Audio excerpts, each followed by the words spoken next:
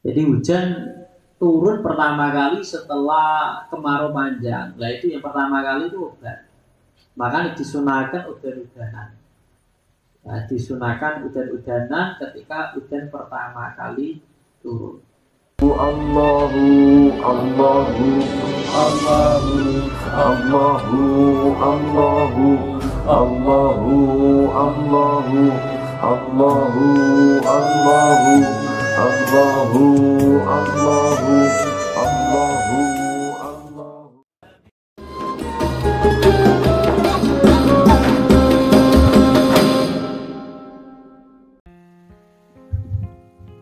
Al-Fatihah.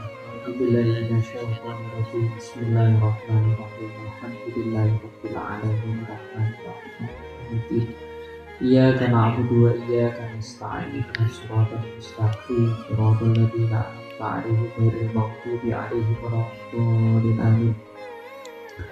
Bismillahirrahmanirrahim. Qala al-mu'allif rahimallahu wa nafa'ana bi wa bi ulumi fid dharain. Amin.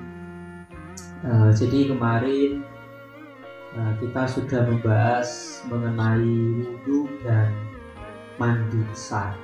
Wudhu yang mana bisa kita gunakan untuk menghilangkan hadas kecil, dan mandi besar atau mandi junub yang kita tujukan untuk menghilangkan hadas besar.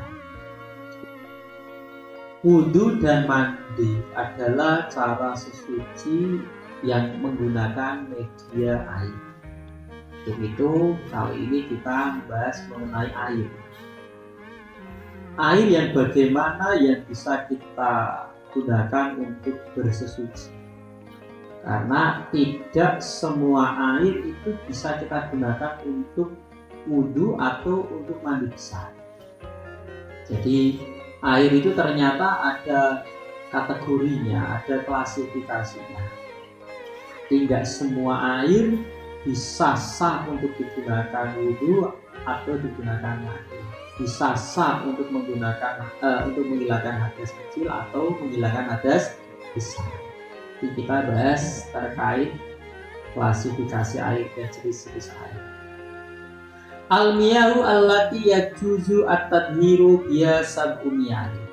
Al-miyahu tawi pira-pira banyu allati ka yajuzu kang penah utawa ayasiku kang sah apa at-tadhiru sesuci dia kelawan alati sab'u miyahin iku ana itu pira-pira banyu. Jadi air yang bisa digunakan untuk bersuci, digunakan untuk mandi besar atau digunakan untuk wudhu itu ada 7 macam. Jadi air ini bisa kita gunakan untuk menghilangkan hadas kecil ataupun hadas besar. Ma'us samai rupane banyu hujan. Yang pertama adalah air hujan. Air hujan itu air yang turun dari langit. Langit yang terdekat dengan dunia atau min sama dunia. Jadi langit itu kan software entity. Dan langit yang paling dekat dengan dunia itu sering disebut dengan sama dunia. Nah, hujan itu turun dari langit yang tinggi, langit yang paling dekat dengan bumi, langit yang paling dekat dengan dunia. Makanya nek ono wong naik pesawat itu kan nek atasi langit itu. Jadi dia tidak terkena hujan karena hujan itu berada di bawahnya. Nah, air hujan ini air yang menjadi pokok. Air yang menjadi pokok. Jadi kalau ditanya sebenarnya air itu sumber asalnya dari mana? Tentu jawabannya dari langit. Karena air yang ada di bumi itu asal usulnya berasal dari langit. Hanya nanti kita bahas. Wa ma'ul bahri. Dan air hujan ini air yang paling istimewa di antara air-air yang lain. Air hujan itu simbol kesuburan. Tanah yang tandus mati kena air hujan bisa berubah menjadi subur. Bahkan isu peristiwa ketika wong mati niku dibangkitkan dari kubur, niku diawali dengan adanya hujan. Di ono rintik-rintik hujan mengenai ajbud danab. Ajbud danab itu tulang ekor. Jadi di antara tulang-tulang yang ada di organ tubuh manusia itu yang paling kuat itu tulang ekor, ajbudana di bahasa Arabi. Ini terbukti ketika dulu ada peristiwa. Kalau pernah membaca salah satu penemuan ketika terjadi bom atom Hiroshima dan Nagasaki, itu kan manusia hancur, tulang-tulangnya hancur, tapi ada tulang yang nggak hancur, yaitu ajbudana, tulang ekor manusia. Nah ini cikal bakal bisu menungso kemudian dibangkitkan kembali dari situ, ya, dimunculkan kembali dari situ. Nah ini air hujan itu simbol dari kesuburan, makanya iso dadi obat. Banyu udan apa meneh udan sing pertama kali turun setelah lama gak hujan. Jadi hujan turun pertama kali setelah kemarau panjang. Nah itu yang pertama kali itu udan. Makanya disunahkan udan-udanan. Nah, disunahkan udan-udanan ketika udan pertama kali turun. Sampai kemudian ada riwayat yang menceritakan wong nek durung diparingi anak, kepengin duwe anak, iku diantarane wonge kon udan-udanan. Ya udan-udan sing pertama kali turun setelah lama itu tidak turun. Setelah lama kemarau terus udan pertama kali lagi itu obat. Jadi air hujan. Salah satu kitab itu Sudiro kitab ini nate ngaos itu ada keterangan perkara sing halal, perkara yang halal, yang paling halal di dunia ini itu air hujan. Air hujan yang masuk ke mulut seseorang secara langsung, yang dia berada di tanah yang halal, artinya tanah miliknya misalnya. Jadi misal awakmu duwe omah ngarepe ana halamane pas kaya udan lagi ngadeko ning halaman terus mulutnya dibuka. Tangan dibuka mangap. Kuwi rezeki paling apa? Halal. Ya. Jadi aman dari subhat-subhat itu. Orang kan kadang mikir subhat, wah itu info nek lewat keteng-ketengi biyen ku sing bangun, sing bikin itu sapa ya kan. Kadang orang kalau ditelusuri sumber-sumber asal sumbernya itu kadang kan ndadeki wong kuwi apa nggih ada keraguan iki halal apa ora. Jadi sih nggak perlu kita mempersulit diri dengan itu. Nek ketoke ora haram ya wis. Ora perlu. Jadi misal sampean jajan ning warung. Terus diselidiki kan nggih. Warung iki kira-kira blonjone ning ndi, ya kan? Terus kira-kira iku sayure kuwi asale teko ndi? Petanine piye? Ning konone garape kuwi halal kabeh apa ora? Wah, ini kan terlalu ribet. Wis ketoke ora ketok haram ya wis dimakan mawon, enggak perlu mempersulit diri, ya merepotkan diri sendiri. Ini air hujan. Wa ma'ul bari, yang pertama air hujan. Air hujan itu statusnya suci mensucikan. Jadi 7 air ini adalah air yang statusnya suci mensucikan. Artinya airnya suci dan bisa kita gunakan untuk mensucikan sesuatu atau mensucikan hal-hal lain. Wa ma'ul bahri lan banyu segoro. Air laut itu al-malik, sifatnya yang asin. Air laut itu sifatnya apa? Asin. Nek ten kitab Bajuri itu diterangkan. Kenapa air laut itu rasanya asin? Padahal wa ma'un nari setelah ini, wa ma'un nari lan banyu sungai, banyu bengawan. Ai al-khulu tegese tawar. Jadi nek air laut itu rasanya asin, nek air sungai rasanya tawar. Tidak didelok dari ilmu pengetahuan alam, mesti kan karena air laut itu kandungan garamnya tinggi, sehingga menyebabkan air laut rasanya apa? Asin. Tapi nek ten kitab Bajuri ini diceritakan asal usul kenapa kok sing asin air laut, sing air sungai niku rasane tawar. Iku diterangaken. Biyen iku nalikane zamane Nabi Nuh. Setelah Nabi Nuh donga muga-muga kaume sing ora padha gelem iman pun dibinasakaken mawon Gusti Allah. Niku kemudian Gusti Allah memberikan adab berupa banjir bandang. Banjir sing saking cepete terjadi. Kenapa kok kemudian banjir itu bisa secara instan, secara cepat terjadi? Niku karena ngendikan Gusti Allah ngendika kali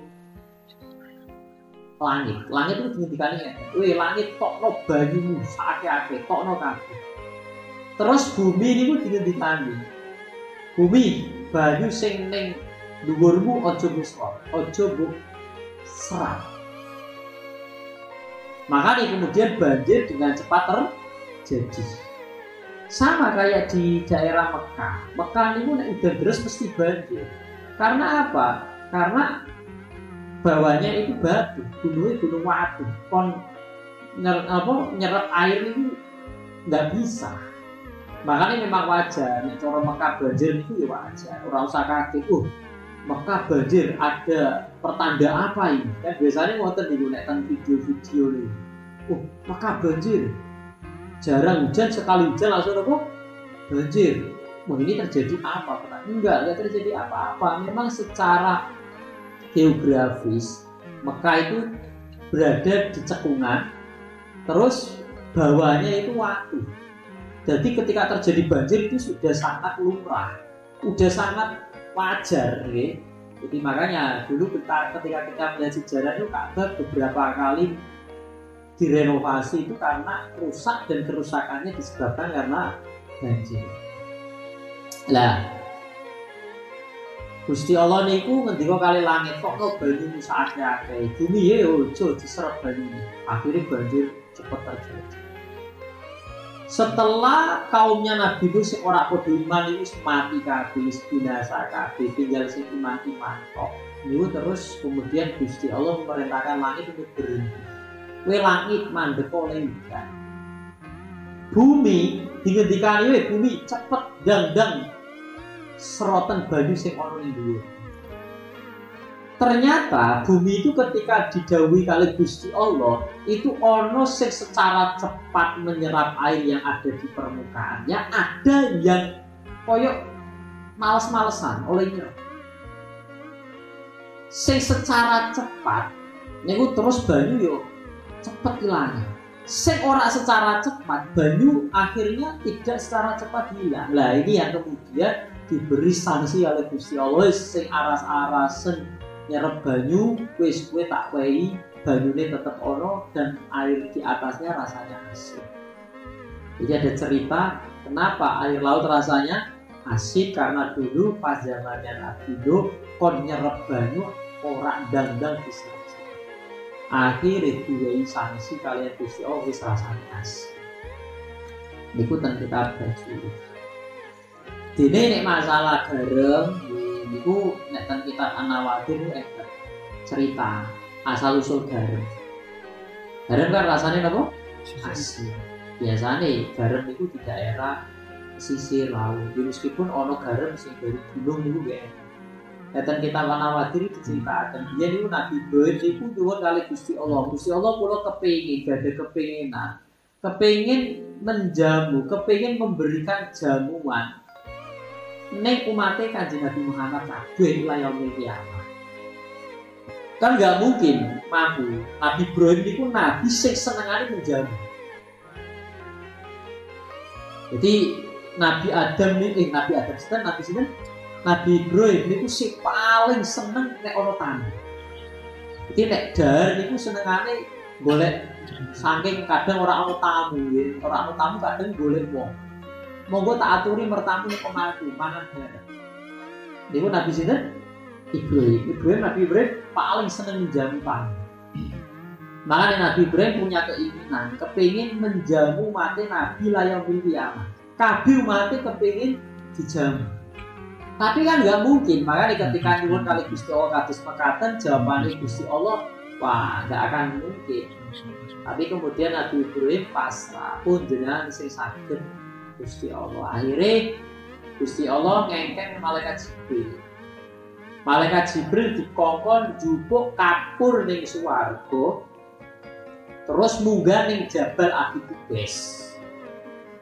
Ini peristiwa-peristiwa besar ini sering di Jabal Abi Qubais. Jabal Abi Qubais ini sebelah Masjidil Haram. Saat ini sudah nggak ada. Saat ini ada istana kerajaan yang sekarang dibangun dan sudah jadi. Itu di tempat yang dulu itu Jabal Abi Qubais.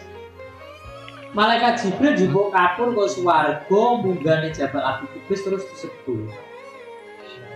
disebul di mana kapur itu jatuh, di mana kapur itu jatuh setelah ditiup oleh malaikat Jibril, di tempat itulah kemudian ada garam. Berarti garam-garam sing ana ning donya iki itu asal muasale biyen Nabi Ibrahim pernah njaluk kali Gusti Allah kepengin apa menjamu umat Kanjeng Nabi, terus Gusti Allah ngengken malaikat Jibril jupuk napa wau kapur teko swarga, teko swarga disebut ning dhuwure Jabal Abi Qubais. Di mana kapur itu jatuh di situlah jadi garam. Riyen Nabi Ibrahim malaikat undang-undang wong kon kaji, wong kon mengunjungi Haramain Mekah nekani panggilan Gusti Allah nggih niku. Undang-undangnya Nabi Ibrahim gini kudung Jabal Abi Qubais. Jabal Abi Qubais.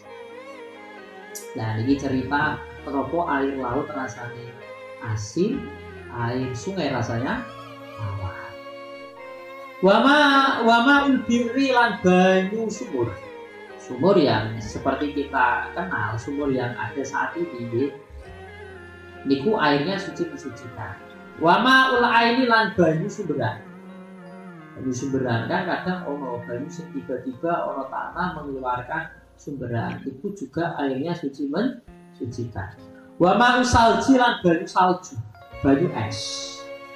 Jadi banyu es niku saged digunakan sebagai media wudhu ataupun mandi. Tentu setelah air itu nopo mencair, tapi sampai arep-arep nganggo nopo es. Wa ma'ul barodi lan banyu embun. Banyu embun, setelah embun itu kalian kumpulkan. Jadi isu-isu sampai moro boleh ning godhong-godhongan dikumpulke banyu embune terus digo wudu boleh. Dan hukumnya sah karena air embun hukumnya suci mensucikan. Nah, ketujuh air ini, air laut, air sungai, air sumur, air sumberan, okay. Terus air salju atau air es, kemudian air embun, 7 okay. Air hujan, air laut, air sungai, air sumur, air sumberan, air salju, kemudian air embun. Ketujuh air ini adalah air yang bisa kita gunakan untuk sesuci, untuk menghilangkan hadas kecil ataupun menghilangkan hadas besar. Nah, ketujuh air ini bisa kita sederhanakan dengan ucapan seperti ini: banyu sing turun teko langit lan banyu sing nyumber teko bumi. Karena ketujuh air ini itu sumbernya kalau tidak dari langit ya dari bumi. Air hujan sange pundi? Langit. Air laut bumi. Air sungai bumi. Air sumur bumi. Air sumberan bumi. Air salju langit. Air embun langit. Jadi ketujuh air yang bisa digunakan untuk sesuci itu bisa kita sederhanakan dengan ucapan air yang turun dari langit dan bersumber dari bumi. Tapi lagi-lagi seperti yang tadi saya singgung, ketika ditanya asal usul pertama kali air itu dari mana, tentu dari langit. Ini pertama kali. Makanya enten ayat Quran Alam taro annallaha anzala minas sama'i ma'an mufassalakahu ya nabi Al-Qur'an.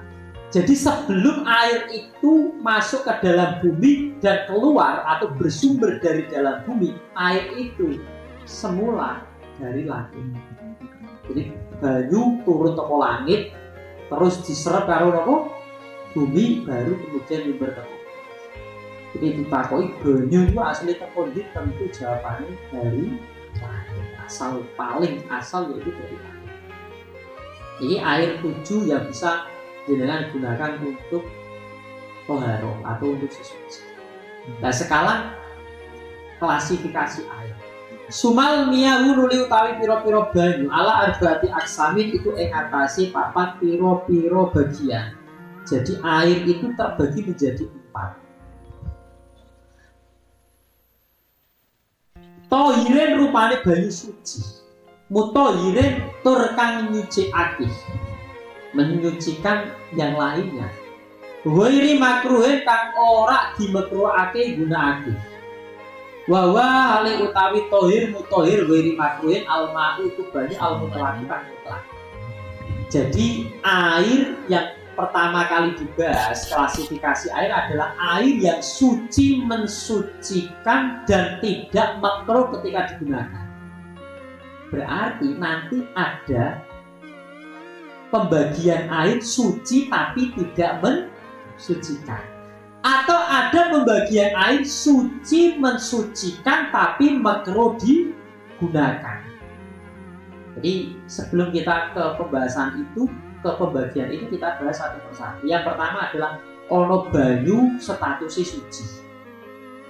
Terus banyu kuwi dienggo sesuci bisa. Artinya orang yang ketika hadas air itu bisa digunakan untuk menghilangkan hadasnya. Atau ketika ada najis, air yang suci itu bisa digunakan untuk menghilangkan najis. Namanya air suci mensucikan. Lah air suci mensucikan dan tidak makruh ketika digunakan itu contohnya air mutlak. Air mutlak niku air nopo? Air mutlak niku air 7 yang kita bahas di awal tadi. Air mutlak, sebutan air mutlak niku air yang tanpa embel-embel. Air yang ada embel-embel contohnya apa? Jadi alma bikoidin, air yang ada embel-embelnya itu contohnya koyok banyu kopi. Banyu nopo? Kopi. Kopi itu kata yang menjadi embel-embel air kopi. Gara-gara ono kopi, air yang semula suci mensucikan tidak lagi suci mensucikan. Sampai juga banyu ning kali bumi. Sampai wadah ning ember. Air ini statusnya suci mensucikan.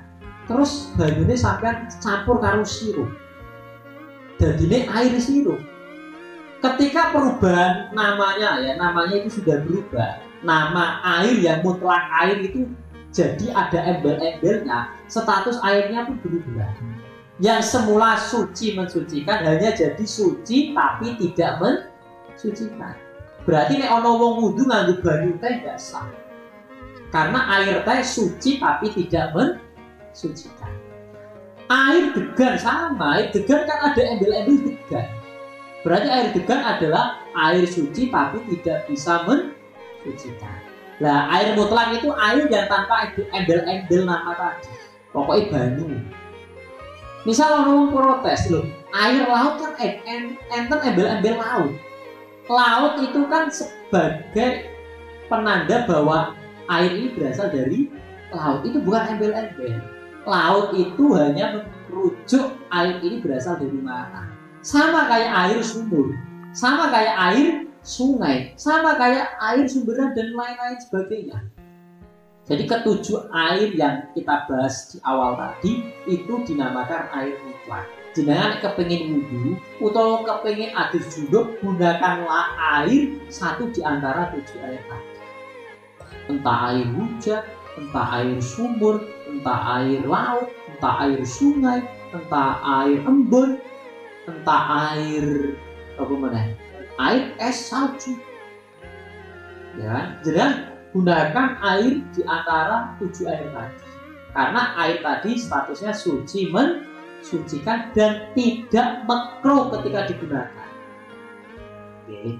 Ini yang pertama. Jadi pengen takok wudu nganggo air apa ya di antara 7 air tadi. Ini yang kedua, wato hirin lan banyu suci mutahhirin kang nyucikake. Ada air suci mensucikan, tapi makruhin kang makruh digunakan. Ada air suci mensucikan, tapi hukum menggunakannya makruh. Kalau yang 7 tadi kan suci mensucikan, tapi ketika digunakan tidak makruh. Berarti pembagian pertama dan kedua bedanya apa? Hanya di status menggunakannya. Yang pertama tidak makruh, yang kedua makruh. Wawa hale utawi tohir mutahhir makruhin almau iku banyu almusam masukan dipanasake srengenge. Jadi air suci mensucikan dan makruh digunakan itu contohnya air musamas. Lah air musamas niku napa? Diterangkan dan mriki. Ada syarat-syarat yang harus dipenuhi. Air musamas itu air yang dipanaskan di bawah terik matahari. Tapi syaratnya harus di daerah yang panas. Di daerah panas itu mana? Contohnya kayak di Mekah. Indonesia nggak masuk. Di Indonesia, Semarang orang mengatakan panas, tidak termasuk kategori ini. Berarti nek ono wong manaske banyu ning Semarang utawa ning Gresik, terus banyune dadi panas, digunakake nganggo wudu utawa nggo adus, itu enggak sampai makruh. Karena syaratnya yang pertama harus di daerah yang panas. Kayak di Syria, itu kalau versi di sini Syria itu ada daerah dingin. Karena Syria atau Suria atau Syam zaman Kanjeng Nabi.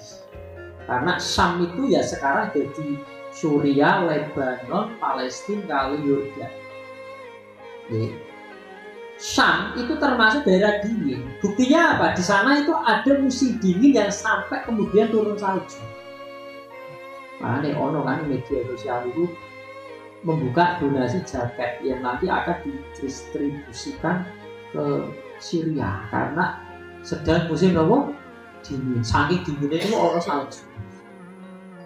Jadi air musamas, air yang makruh digunakan, itu air yang dipanaskan di bawah terik matahari di daerah yang panas. Contohnya di Mekah. Terus wadah yang digunakan harus terbuat dari wadah yang kira-kira kalau kita palu itu nggak pecah. Berarti nek nganggo gelas atau terbuat dari kaca ditutup kan pecah, berarti enggak. Yang termasuk apa? Terbuat dari besi, tembaga, timah, dan kawan-kawannya. Jadi syaratnya banyu sing dipanasaken di bawah terik matahari diwadahi nganggo wadah yang terbuat dari besi atau timah atau tembaga atau yang lain. Yang dikecualikan itu emas sama perak. Nah, emas sampai perak itu termasuk pengecualian. Lah kenapa dengan wadah yang terbuat dari besi dan sejenisnya tadi? Jadi letak kemakruhannya karena ketika air diwadahi wadah terbuat dari besi utawa tembaga utawa timah atau sejenisnya dipanaskan di daerah sing panas, itu ada molekul-molekul yang keluar dari bahannya, dari tembaganya atau dari timahnya, yang kemudian campur karo banyu nih. Sing nalikane digunakake kena kulit kanggo wudu utawa kena adus itu berpotensi menimbulkan penyakit barus.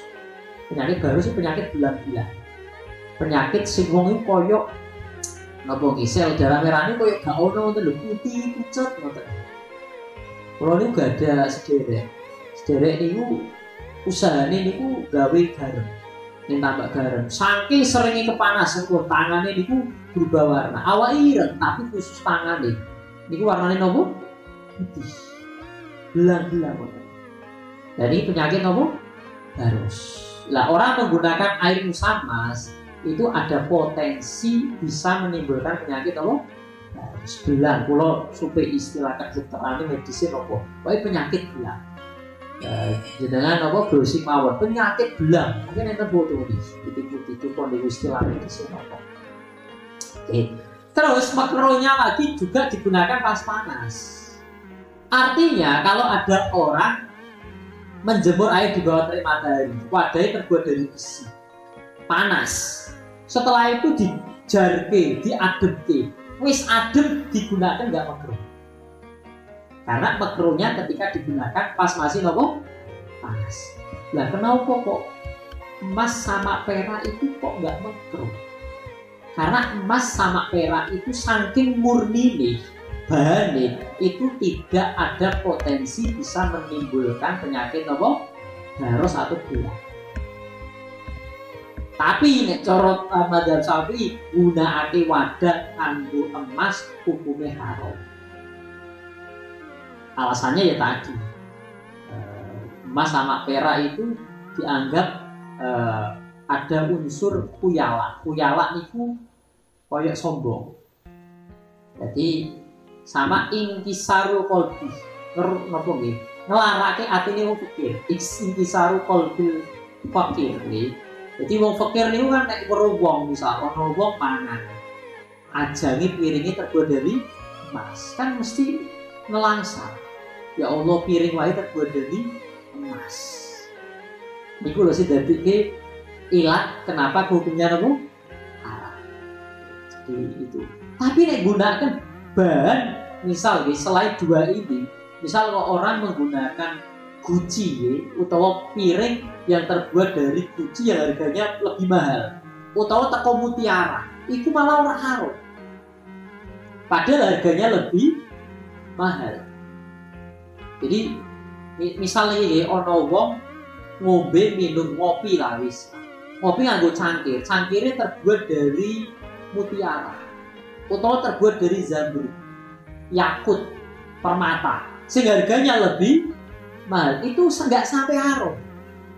Padahal secara nilai, secara harganya lebih. Kenapa kok tidak sampai haram? Alasannya kita ya karena orang awam, orang fakir awam itu gak ngerti kuwi permata asli apa ora. Jadi ngecek orisinil apa enggak, asli apa enggak, itu orang fakir nggak tahu, nggak bisa. Tapi nek emas itu lebih mudah. Ya meskipun emas ya ono sing emas asli, ono emas ini imitasi. Tapi itu ilat kenapa kayak zamrud, permata, yakut itu nggak sampai haram. Jadi digunakan pas masih panas. Jadi air musyamas.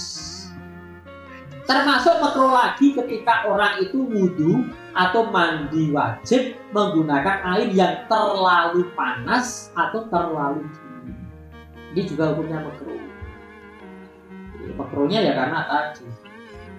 Jadi kalau tadi itu ma'ul musamas bisa menimbulkan penyakit. Terus kalau ini orang kalau wudu air terlalu panas, itu nanti menjadikan wudunya itu kayak kurang sempurna. Wong wudu ini cepet-cepetan. Utawa terlalu dingin, suara betar, ping telu. Kesunahan-kesunahan pasti banyak yang ditinggalkan. Kesunahan-kesunahan cepet-cepetan. Karena apa? Orang kuat dinginnya misalnya. Makanya kemudian hukumnya makruh. Itu yang kedua, air suci mensucikan tapi makruh digunakan. Tapi kalau air musamas digunakan nyuci pakaian nggak masalah. Atau digunakan untuk membasuh najis nggak apa-apa, nggak makruh. Makruhnya itu kalau kena kulit, kena badan, karena berpotensi bisa menimbulkan penyakit virus. Watohirin lan banyu suci, goiri mutohirin kan orang nyuci ade. Ini yang ketiga. Yang ketiga adalah air suci tapi tidak mensucikan. Ini contohnya kata. Contohnya kata ini ya kayak tadi yang kita sebutkan. Ono air teh, air sirup, air kopi, air degan. Ini semuanya termasuk air suci tapi tidak mensucikan. Wa li utawi tohir wa mutohir al mau itu banyu al mustakmalu kang wis digunakake. Air mustakmal yang pertama. Air mustakmal itu air yang sudah digunakan untuk menghilangkan adas. Nek wudu itu berarti basuhan yang pertama. Nah, terus jenengan wudu kan biasanya 3 kali. Yang menyebabkan air itu jadi mustamal itu basuhan yang pertama. Basuhan yang kedua, ketiga itu airnya nggak mustamal. Jadi air mustakmal itu air bekas basuhan wudhu yang pertama.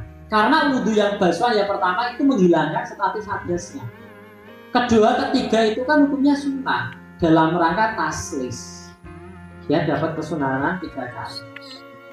Nah ini air mustakmal. Atau air yang digunakan untuk menghilangkan najis misal. Dengan catatan air itu setelah digunakan untuk menghilangkan najis airnya tidak berubah. Jadi misal ya ono wong ning omahe ning lantene ono telek ayam. Terus dibersihke. Nah, cara bersihnya insyaallah bisa tak terangkan. Jadi ini penting nggih. Wong nek bersihke najis itu ora langsung najis itu digebir lho boten. Jadi ainun najasanya itu harus dihilangkan dulu. Dirubah dari najis aini ke najis hukmi.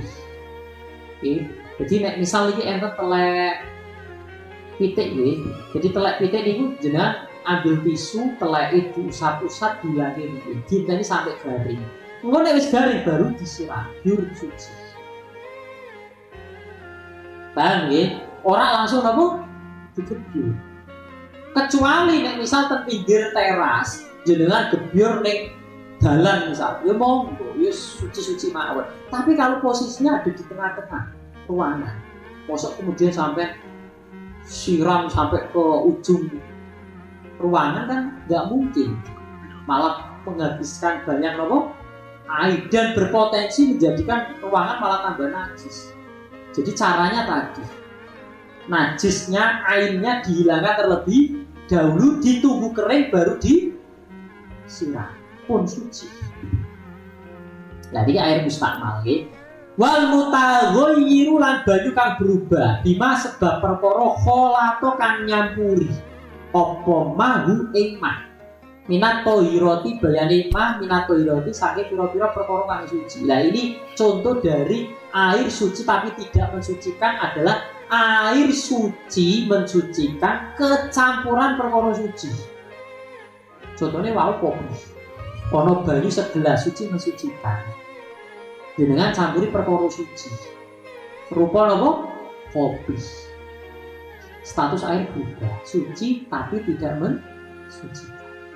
Atau jenengan kasih teh. Atau jenengan kasih minyak, kasih parfum. Utawa dicampuri napa niku godhong mawar. Nah, ini hukumnya napa? Suci tapi tidak mensucikan. Kecuali kalau jenengan mencampur itu sesuatu yang sifatnya mujawir. Mujawir niku sesuatu yang sifatnya niku nanggani. Jadi contohnya nggih, contohnya kayak misal ada air di gelas, ono banyu ning gelas. Sampean campur nganggo kayu. Meskipun kayune niku mambune wangi. Pleng dadi siji. Kinten-kinten kayunya larut apa boten? Enggak, kayu itu ketika dicampur dengan air, kayu itu larut boten? Boten. Berarti status air tetap suci mensucikan. Yang menjadi atau yang berefek merubah air yang suci mensucikan jadi suci tidak mensucikan. Itu kalau yang mencampur itu sesuatu yang sifatnya mukholid. Mukholid itu sesuatu yang ketika campur tidak bisa dipisah. Gampangane perkara sing larut. Ya kayak kopi, teh dan lain sebagainya. Apa jenengan saged setelah air kecampuran teh, terus jenengan bisa merubah atau memisah air kembali jernih kembali kan boten. Misah kan susah. Nah ini bedanya air kecampuran perkara mukholid kalau mujawir. Jadi istilah fikih ngoten. Gampangane perkara nek bendae niku padet nyampur banyu kok ora larut, status air tetap suci mensucikan. Tapi nek kemudian air itu berubah, air itu berubah karena kecampuran perkara sing larut, berarti air status air berubah, suci tidak mensucikan. Ini penting ya, karena wong wudu, wong mandi ini medianya menggunakan air. Nah ini yang terakhir. Wa ma'i najisin lan banyu najis. Wa alai tawi ma'i najis alladhi iku banyu halat kang manggon utawa halak kang tumibo fi ing dalem aladi apa najasatun najis. Kalau ulangi nggih, wa ma'i najisin lan banyu najis. Wa utawi ma'i najis aladi iku banyu halak kang manggon fi ing dalem aladi apa najasatun najis. Wa halik utawi aladi dunal kulata ini iku kurang rongkola. Jadi banyu najis kuwi ana banyu kurang teko rong kolah. Nah, air yang kurang dari 2 kolah. Nanti air 2 kolah itu berapa? Nanti di belakang dijelaskan ukurannya. Air itu terbagi menjadi 2. Ada air banyak dan ada air sedikit. Air banyak itu air 2 kolah ke atas. Air sedikit itu air kurang dari 2 kolah. Air 2 kolah itu kalau kolam berbentuk kubus atau kubus ya kubus ya, jadi persegi niku lebare 60, panjangnya 60, tingginya 60, sehingga ketika dihitung volume air ketemu 216 liter. Jadi banyu akeh kuwi nek ana banyu sing ukurane 216 liter itu air banyak. Kalau kurang dari itu berarti termasuk air sedikit. Nah bedanya nopo? Konsekuensi hukumnya beda. Kalau ada air banyak kena najis, itu tidak secara otomatis langsung najis. Dilihat airnya berubah atau tidak. Nek berubah ya najis, kalau tidak berubah ya tidak najis. Itu kalau air banyak. Kalau air sedikit kena najis, berubah atau tidak najis, nggak usah dicek. Niku bedanya air sedikit dengan air, karena air banyak dia lebih kuat, sehingga kena najis dicek sih. Berubah nggak? Yang berubah apa? 3 hal: rasanya, aromanya, kemudian warnanya. 3 hal ini atau salah satunya kok berubah, air itu berubah status menjadi air najis kalau senyampuri itu najis. Ini beda nih. Ada air banyak, ada air sedikit. Air sedikit kena najis langsung najis. Berubah apa enggak tidak menjadi pertimbangan. Kalau menurut Syafi'iyah, ya meskipun ada yang mengatakan pada lain ora, ya air sedikit nek ora berubah ya ora najis, tapi nek berubah lebih najis. Tapi enggak, kita membahas madzhab Syafi'iyah. Nek Syafi'iyah sedikit kena najis, berubah apa enggak tetap najis. Tapi kalau banyak dilihat, kalau airnya berubah berarti najis, kalau enggak berubah berarti tidak najis. Misalnya ono banyu tek kolam renang, terus ono bocah cilik nyium, tur, terus jenengan cek warnanya ya isih ajeg, mambune ya ora pesing, mambune ya isih banyu biasa. Terus jenengan jilat, rasanya banyu, ora ono mambu, ora ono rasa-rasa uyoe misal, berarti airnya tetap suci suci. Tapi nek banyu sak ember cilik, ini kan sedikit, ketetesan uyot, tes 1 tetes, jenengan cek ora berubah, mambune ya ora pesing, dijilat ya rasanya tetap banyu, tetap najis. Karena airnya nopo? Sedikit. Ini penting ya. Nah, air najis itu air yang kejatuhan najis dan statusnya kurang dari 2 orang. Aukana utawa ono opo aladi kulata ini kurang kola, atau ada air jumlahnya banyak kena najis fatagoyaro moko berubah opo aladi. Banyu 2 kola atau lebih kena najis, banyunya terus berubah. Ya wis airnya menjadi air najis. Wal kulatani utawi banyu 2 kola konsumi atiripnen iku 500 kati. Baldadien kang bangsa Baghdad takriban apane kira-kirane fil asopi ing dalem menurut kaula asop. Jadi nek cara ten Baghdad niku ana ukuran jenenge kati ritel. Nek cara ning kene ya koyo liter. Jadi ada satu ukuran untuk mengukur air itu namanya kati. Koyo misal wong arep zakat fitrah. Zakat fitrah niku kan 1 sok. Nek cara di konversi ning kilo kan Ada yang mengatakan 2,5 kilo, ada yang mengatakan 2,7 kilo. Nek bangun riyen mendekatkan 2,5 kilo karena satu sok itu sama dengan 4 mut. Satu mut itu 6/4 ton. 6/4 dikali 4 kan 2,5. Makanya beliau yo wajib zakat 2,5 kilo. Dene ana wong punjul yo monggo nggak apa-apa 2,7 atau bahkan paulian lah 3 kilo yo nggak apa-apa nih. Nggak menjadi masalah. Nah ini air 2 kola itu 500 kg itu berarti kurang lebih itu berarti boleh kurang, boleh kalau lebih jelas boleh kurang sedikit pun takriban. Nek tahdidan itu harus pas. Wong zakat tahdidan itu pas. 2,5 kilo kurang rongkol nggak boleh karena harus nopo pas. Tapi kalau takriban kira-kira nih berarti kan kurang sikit kok. Nah, tadi kalau dikonversi ke liter niku kurang lebih 216 nopo. Nah ada kemudian air-air yang berubah yang kemudian tetap hukumnya suci mensucikan. Contoh nih ada air berubah karena tempatnya. Jadi ini misal nih ono banyu nih misalnya ono banyu nih jero gentong. Gentong kan terbuat dari kreweng. Banyu nih jero gentong niku nek suwe niku kan tetap berubah baunya. Ono bau-bau kreweng nih, bau-bau lemah. Ini gimana status airnya? Apa-apa tetap suci mensucikan. Atau misal ono banyu ning kolam. Ning pinggir kolam ono wit-witan. Godhonge kuwi cebloke ning kolam. Saking akeh godhonge sing ceblok ning kolam, banyu ning kolam niku berubah warna, berubah rasa. Enggak masalah karena memang ini susah untuk dihindari. Karena ono wit yang sampingnya apa? Kolam yang kita nggak bisa mencegah jatuhnya daun masuk ke dalam kolam. Beda kasus, misal jenengan ngumpulaken godhongnya jenengan lebukaken ten kolamnya berubah, status airnya itu berubah.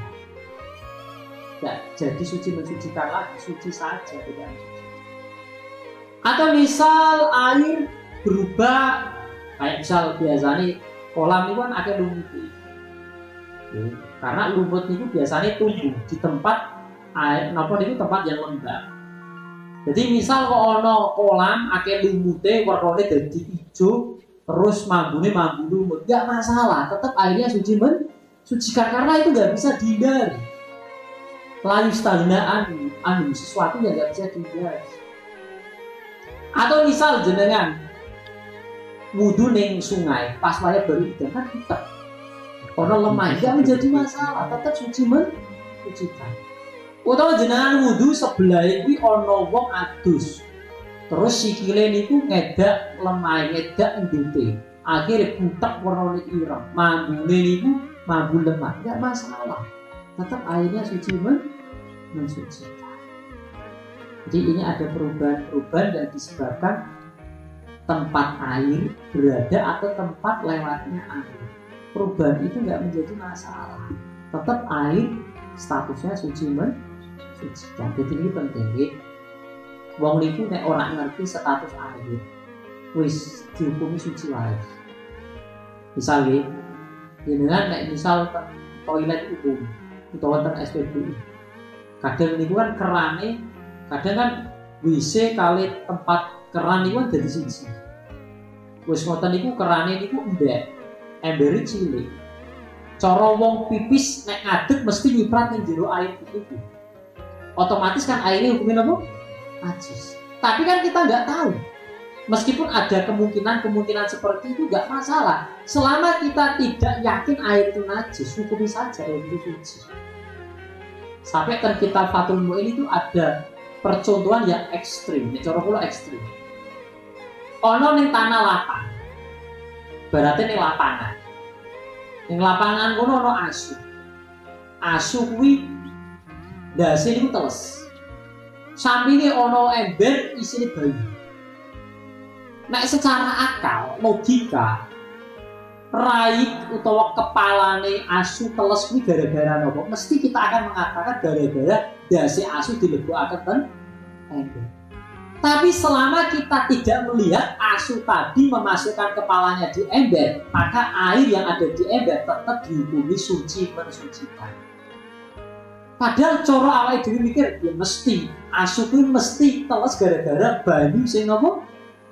Nek ember. Tapi karena kita nggak melihat sendiri, nggak melihat langsung asu ngelebokaken dasi ning jero ember, tetap air itu dihukumi suci mensucikan. Kata jenengan kolu boten gunakan air. Pertanyaannya kan boten. Secara hukum suci mensucikan. Selama kita tidak melihat secara langsung. Kecuali jenengan ngertos dasi mlebu ning ember, berarti airnya najis. Wes ngono najisnya munggul aja. Kan demikian. Jadi selama kita tidak melihat secara langsung, udah gak usah ribet dihukumi apa suci mensucikan. Jadi ono wong iki banyune suci apa mensucikan, ora usah terlalu was-was gunakake wae. Sama kayak tadi, arep mangan ning warung aduh iki halal apa ora iki. Ora usah ribet-ribet wis mangan wae. Ini jenengan kepengin rada napa niku? Rada wirai yo wis pesene tempe wae. Ya misal ning warung Cina. Ya warung Cina arep pesen ayam kan kadang orang ragu. Iki mau ayamnya mati kena sembelih apa kena dijepit wawang kan nggak ngerti. Pokoknya ayamnya mati. Ya, jenengan aduh piye iki Pak? Halal apa ora yo? Jenengan nek nuruti golek takon sih kan gak mungkin. Nek ora ngerti yo wis, ora ngerti yo wis dianggap halal wae. Tapi nek jenengan wirai aku tak ngerti yo wis pesane tempe utawa ndok mau. Nek ndok kan halal. Meskipun ndoknya kewan sing haram dimakan koyo ndok boyo iki dipangan halal. Ndok ulo niku dipangan apa? Halal. Asalkan lho tidak ada keterangan atau penelitian telur itu membahayakan. Kalau telurnya membahayakan nggak boleh dengan makan. Jadi misalnya nih, ono wong memberikan napa niku pengetahuan ndok boyo kuwi ora apa-apa nek dipangan. Maksudnya tidak memberikan efek buruk. Jenengan dadar niku mboten napa-napa halal. Meskipun nalikane sudah diboyo hukumnya tapi nek isih telur hukumnya napa? Ndok ulon. Asal tadi lebih catatan tidak menimbulkan efek buruk. Kalau efek buruk berarti tidak. Terus memiliki enten pembagian lagi air yang haram digunakan karena bukan karena status airnya, tapi karena status air itu didapat dari mana? Contoh air colongan, air gosopan. Jadi nyolong banyune wong dienggo wudu, wudune sah, tapi dosa gunakan air karena air itu air colong. Utawa nek zaman biyen itu air musabal. Air musabal itu air yang disiapkan oleh pemiliknya untuk minum orang yang lewat, musafir. Zaman biyen itu wong musafir, ora kok zaman sekarang sing akeh warung akeh rest area. Jadi wong zaman biyen musafir itu biasane niku di napa niku kadang di pertengahan perjalanan itu kehabisan bekal minum. Sehingga ada rumah-rumah itu yang menyediakan air yang digunakan untuk minum. Kok digunakan untuk wudu haram? Karena apa? Pemiliknya hanya mengizinkan untuk minum. Mana ini coro tan kitab itu enten ketentuan kayak gini. Misalnya, awake dhewe kan sering nggih nek lunga-lunga niku moron di masjid. Nek kudu pipis kan sering di masjid kan nggih. Arep pipis malah ning masjid iki gratis. Ning pom kadang ono sing jogo kan ngoten nggih. Mesti ngincerin apa? Masjid wae lah kadang. Nah, kita nggak tahu. Air yang di masjid itu kebanyakan air itu digunakan dalam rangka kemaslahatan orang yang akan ibadah di masjid. Cara wong pipis niku ya pipis dalam rangka arep salat di masjid. Makanya nek cara ulama-ulama nggo ngati-ngati. Nek kula jenengan iku teng masjid. Nek mung mampir munyotok. Nek saged ampun mampir munyotok. Ya bar nguyut terus wudu terus salat tahiyatul iso. Hati-hati. Utawa nggih jenengan bakdo pipis tok misal, buru-buru jenengan leboni kotak. Minangka gendi itu air yang jenengan pakai. Ini hati-hati. Terus kula niku nate diceritani rencang kula niku abdi daleme Gus Wafi. Gus Wafi niku putrane Mbah Agung. Gus Wafi niku saking ngati-ngati nih. Setiap mampir ning masjid, ya meskipun beliau ke kamar mandi ya kemudian sholat dan lain sebagainya. Beliau itu pesen, nek kamar mandi masjid, yo orang ketang 2000 atau piro niku ngelboni kok. Ojo mau mampir nopo? Ini penting deh. Jadi kan awake dhewe kadang ning masjid itu mampir nopo? Nguyuh kok. Ya nek misal jenengan yo baru nguyuh wudu terus sholat. Utawa yo paling ora ngelboni nopo? Ini kota. Ini ada beberapa klasifikasi air. Mungkin enten sing ajeng takut mau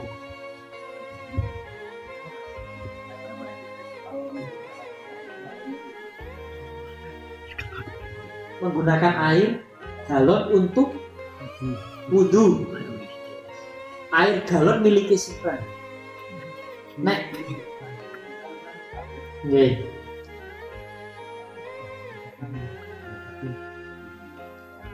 Nggih. Nggih. Nggih, memakai air galon atau air aquas nggih. Nggih.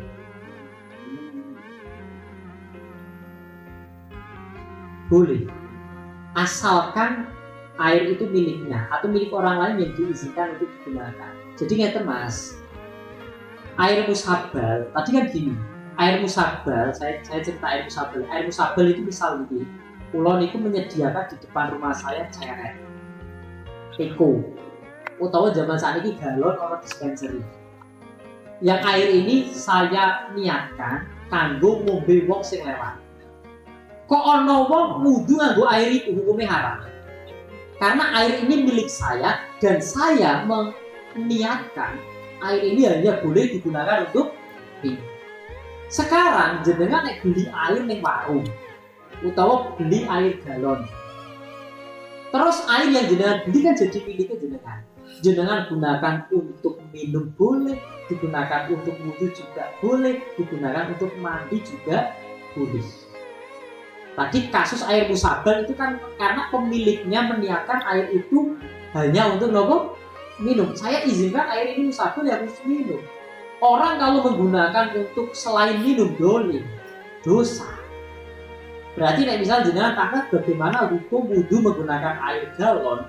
Air galon itu air dari jenengan sendiri tidak boleh. Atau milik orang lain temennya. Terus iki aku waktu wudu. Boleh.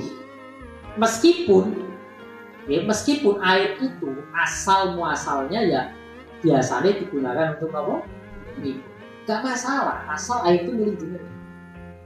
Sama ketika air musabal tadi yang disiapkan oleh pemiliknya mau dibuat wudu oleh orang lain. Orang lain izin airmu ning ngarep kuwi aku tak jaluk sithik kanggo wudu. Ya wis kono nggo wudu tapi sithik wae ya jebul-jebul. Boleh. Jadi hukum haramnya itu gara-gara air itu diniatkan oleh pemiliknya hanya boleh digunakan untuk minum. Sehingga kalau digunakan selain untuk minum hukumnya haram, termasuk kanggo cewek haram. Karena pemiliknya hanya mengizinkan untuk apa? Jadi nek jenengan tangklet wudu pakai air mineral, hukumnya boleh. Sing gak boleh nganggo Fanta, terus Sprite itu gak boleh. Karena itu suci tidak utawa teh itu gak boleh. Teh pucuk itu bukan bukan air suci Mas. Boleh Mas. Monggo yang lainnya, mungkin ada pertanyaan lain.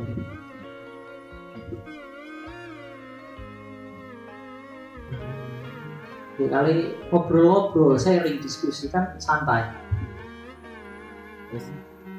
Ini monggo. Tapi air aqua yang kemasan itu air mutlak apa tidak?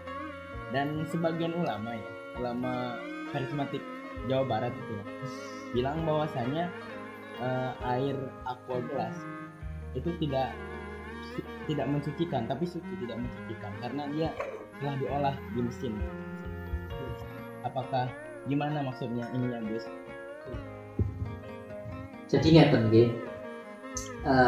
Kalau kita melihat prosesnya, jadi sebenarnya ngeten. Kalau kita kepingin dengan pasti tahu jawabannya air itu suci mensucikan atau hanya suci tidak mensucikan, itu memang benar. Kita harus tahu dengan betul prosesnya. Harus tahu dengan betul prosesnya.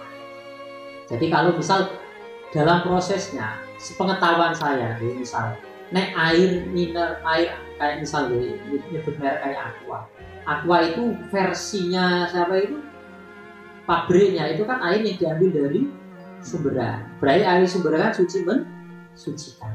Kita lihat prosesnya kalau misal hanya disaring, difilter, itu tidak sampai merubah status air yang suci mensucikan menjadi hanya suci saja. Tapi kalau misal mau dicampuri sesuatu hal yang suci, terus merubah air, berarti air itu nanti hukumnya suci tidak mensucikan. Tapi setahu saya dalam prosesnya tidak sampai merubah status air menjadi suci saja. Jadi kalau misal kok ada yang mengatakan itu dalam prosesnya, saya tidak berani menghukumi karena saya nggak tahu prosesnya lebih detailnya. Tapi kalau versinya mereka air ini diambil dari sumberan cuma difilter, berarti itu kan nggak ada maupun itu proses mencampur dengan sesuatu. Tapi ketika orang masih menganggap itu air, boleh digunakan. Saya kasih contoh ya teman. Air pam itu kan kadang mambune nopo kaporit. Air pam yang mambu kaporit, nek ono wong ngomongi sing ini, iki banyu kok mambune kaporit, airnya suci mensucikan. Tapi nek wong ngomong, waduh air kaporit ini, berarti hukumnya suci tidak mensucikan. Jadi ketika perubahan air itu masih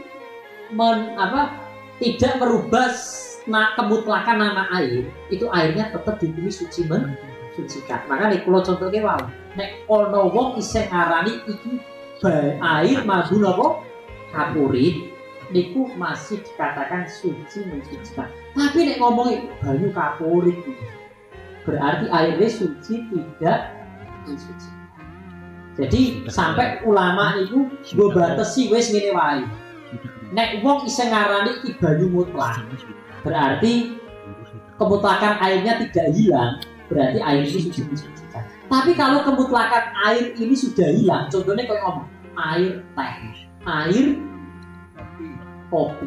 Nek misal iki banyu mambu teh, itu kan berarti air tapi ono aroma teh. Kecuali kalau airnya dicampur teh, namanya udah beda jadi air teh. Sama kayak air kapurit. Nek ono wong ngarani air kapurit, suci tidak.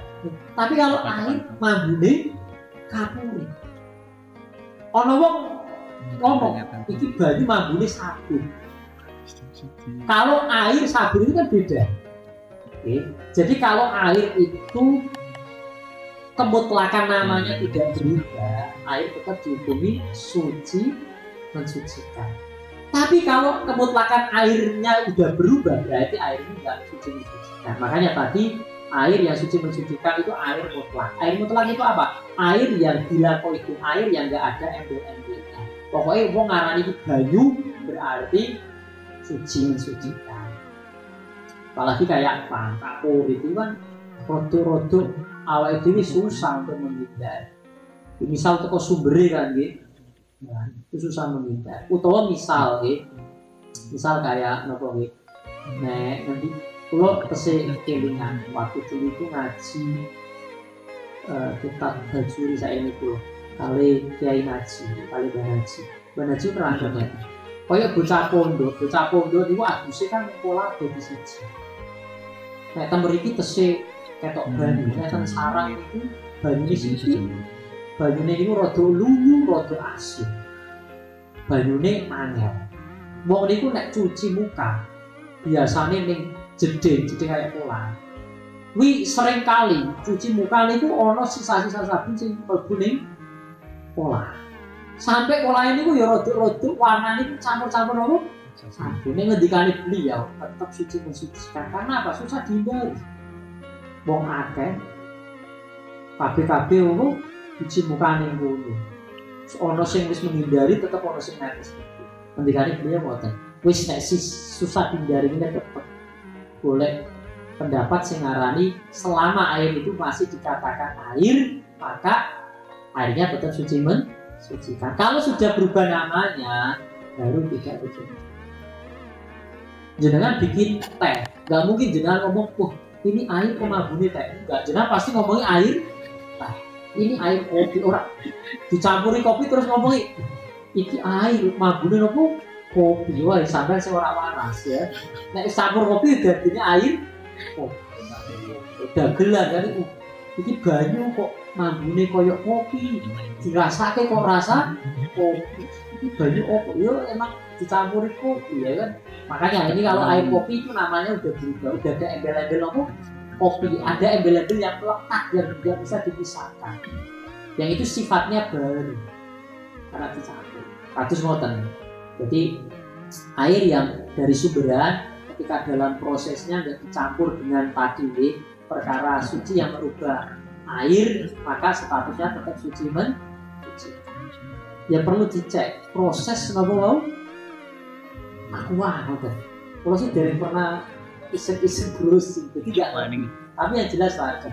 Ya kalau perubahannya tanpa ada campuran itu tetap nanti hukumnya.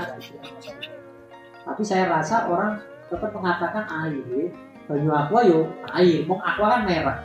Ya, tetap itu banyu aqua. Mau mas?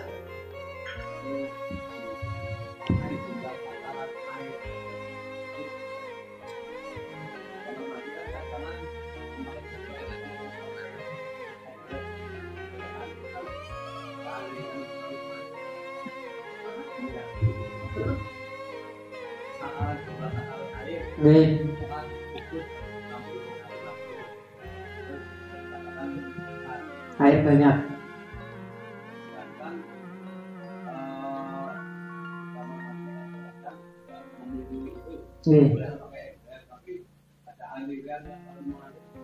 Ada air mengalir, itu mengalir dari mana mas? Oh dari keran. Oh berarti ngeten. Contohnya banyu ning ember.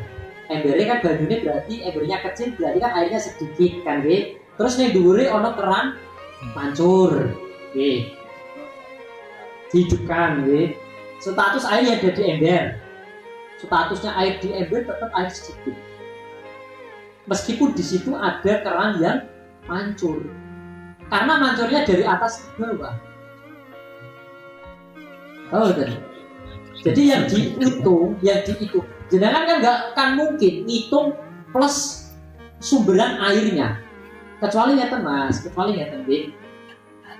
jenengan ini bangun pola kubus 60 kali 60, kamar mandi loro niki, sing pola ini 60, sing kamar mandi sampai 60.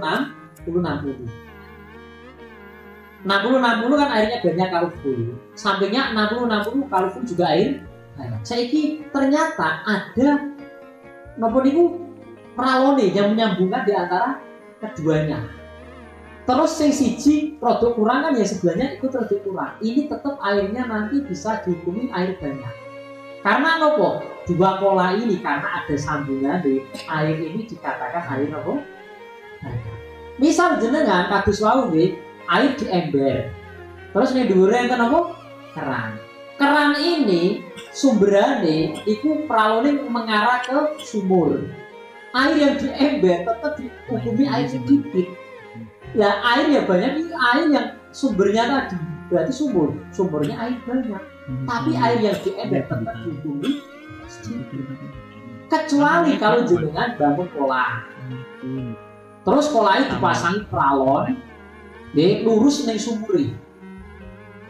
Nek sumure kurang, air di kolam juga ikut kurang. Lah ini nanti bisa disebut air apa?